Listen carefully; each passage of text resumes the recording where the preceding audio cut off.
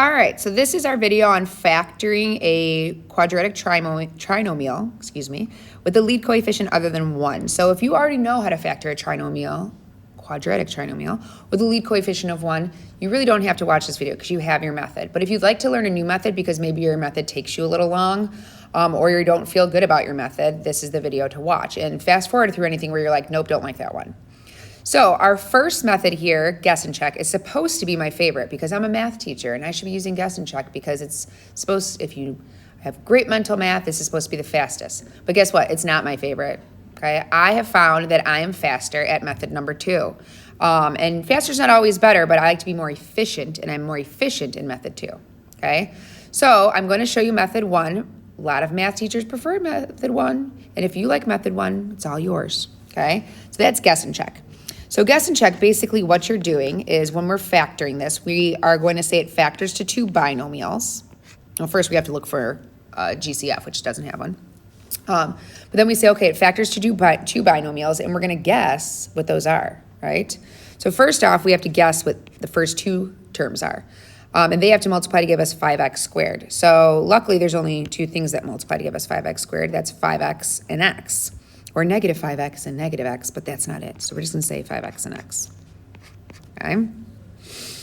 All right, so, but please realize if it was 50x squared, it could be 1 in 50, or, x and 50x, 2x and 25x, 5x and 10x. Like, that's why I'm not a big fan of it, because there's too many options to have to check. All right, so now the other 2 terms have to multiply to give us negative 12. Okay, so there are different options that multiply to give us negative 12. And I'm going to go for positive 12 at first and worry about changing the negative as I go through. So we have 1 and 12, 2 and 6, and 3 and 4, right? So we are guessing whether it's 1 and 12, 2 and 6, or 3 and 4. So let's say I'm going to guess that it's 1 and 12 first. Now, because it multiplies to give me negative 12, one has to be positive and one has to be negative. So now I'm going to check to see if this is the answer. To check to see if this is the answer, outer and inner have to sum to positive 11x. So this is 1x. This is negative 60x. Together they make negative 59x. So nope, that's not it. Now I could say, all right, well, I'm just going to switch the signs here and make this positive and this negative. And this would just change to negative and positive. So that's not going to help ever if it's not giving you, like if it gave me negative 11x, I would know that would be the switch. Okay? All right, so that didn't work. So now it could still be 1 and 12, but maybe the 12 goes first and the 1 goes second. And then I do have to make one positive and one negative to make it negative 12. Now let's check this. This is 12x. This is negative 5x, which adds to 7x. So that's not it, and I'm not going to bother switching them because that's just going to be negative 7x. So 1 and 12 are out. See why I see this is not the most efficient? All right, next we have 2 and 6. So I'll do 2, 6. One's positive, one's negative. This is 2x.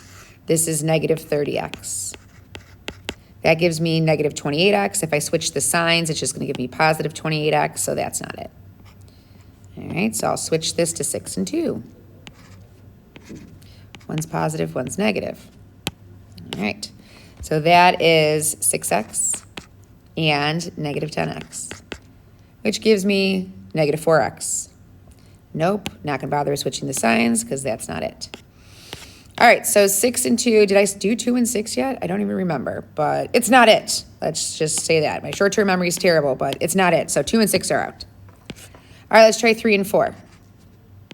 Okay, one's positive, one's negative. All right, so this is 3x. This is negative 20x. That's not giving me 11x. So I'm not going to worry about switching the signs, but I'll try switching the numbers, which I hope that's it. Otherwise, I am wrong, right? Then I have to go back to 2 and 6 and say, okay, I skipped one. All right, so this is 4x. Oh, here we go. This is negative 15x. That gives me negative 11x, so I can remedy this by switching the signs. So now that's giving me a negative 4x and a positive 15x, which is 11x. So now I know this factors to f of x equals, I'm going to erase my outer inner markings here, 5x minus 4 times x plus 3. Now, if you look at what just happened, it took me 6, maybe 5 if I skipped one and I don't remember, guesses. I don't think that's very efficient, okay? Now the whole goal is to guess it right away, right? Like to guess, if I would have guessed it the first time, then I guess it would be the most efficient, okay? But if this is your method, that's your method, okay? The next method is called bottoms up. I guess it's called bottoms up. I don't really refer to it as bottoms up, but this is my method. This is the method I like the most, okay? So this is the method that I use. So what I do is that the coefficient in front of x, and I'm going to show you the long way, but then when you get into it, it's not long. The coefficient in front of x squared is a, the coefficient in front of x is b, and the constant is c. So what you're going to do is I use this organizational x to organize my thoughts. It's not necessary, but you can. What you're looking for is you're going to multiply a times c and put that number up here. So that is 5 times negative 12, which is negative 60. And then you're going to put b down here, which is 11. Okay? So what you're doing is you're looking for two numbers that multiply to give you negative 60 and add to give you 11. So this is probably like the hardest part, running through these numbers, because this is where your like guess and check is really. So two numbers that multiply to give me negative 60 are 1 and 60, not 11. 2 and 30. Not 11. We zoom, 5 and 6. We got, or 5 and 6 does not work. Oh my God, that's hilarious. 15 and 4 works, not 5 and 6. 15 and 4 works. So I'm going to put down 15 and put down 4. They have to add to give me a positive 11, so I'm going to make the 4 negative. And then this is the step that we cannot forget. It's the bottoms up part. You always have to divide. I lost my negative there. You always have to divide by a. So a is 5. And then what you're going to do is you're going to simplify your fractions. One of the fractions at least will always be simplifiable. So if you simplify this fraction, 5 goes into itself once, 5 goes into here 3 times. We have our fractions. So this is actually, I guess, the bottoms up part. What you're going to do is you're going to write your factors. So you're going to have f of x equals, and you're writing them bottom up. So this is the bottom. This is your x value. This is 1x, which we just write as x. And then you go up, so plus 3. And the same thing here. This is your 5x. That's the bottom. You go up, minus 4. So there it is factored. Though it didn't seem like it was too much faster than guess and check, when you're not explaining it to someone and doing it yourself, it's very fast. That's my favorite, okay? I'm not gonna sit here and lie about it. All right, next is factoring by grouping, which is the same-ish as the previous method, okay? So a lot of students use that organizational X still, and you still put A times C up here. That is negative 60. And you put B down here, which is still 11, and then you still look for two numbers that multiply to give you negative 60 and add to give you 11, which are still going to be 15 and negative 4. So this method is going to seem faster because they already knew those numbers, right? All right, so now what you do with these two numbers is you break up the middle term into those two numbers, which is 15x and negative 4x. So now you have f of x equals 5x squared plus 15x minus 4x minus 12. And these two can be switched, like it could be minus 4x plus 15x. It doesn't matter which one you write first and which one you write second. All right, so now if you look, this isn't factored yet. So what you're gonna do now is you're gonna factor it by grouping because it's 4 terms. So you're gonna group the first two together and pull out the GCF. So if we pull out the greatest common factor between those two terms, that's 5x. And then we have x plus 3 left behind. You're going to do the same thing with these two terms. You are going to pull out the GCF, which is negative 4. If this number is negative, it's always a negative number. If it's positive, it's a positive number. So we're going to pull out that negative 4. And you better get this again because otherwise you did it wrong or it's not factorable. So x plus 3. And then now you are going to factor it, right? Because it's still not factored yet. These two terms, so this is a term and this is a term. This is a term and this is a term. They have two things in common, or they have one thing in common. They have an x plus 3 in common. So you're going to factor out the x plus 3 out of both of them.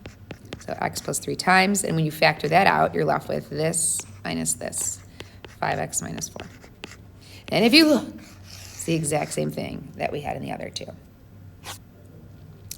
All right, the last way to help you factor is using the quadratic formula. This is by far the worst way to do this problem. Like, I don't think I would ever do this, ever. But I'm going to do it right now in this video, just in case.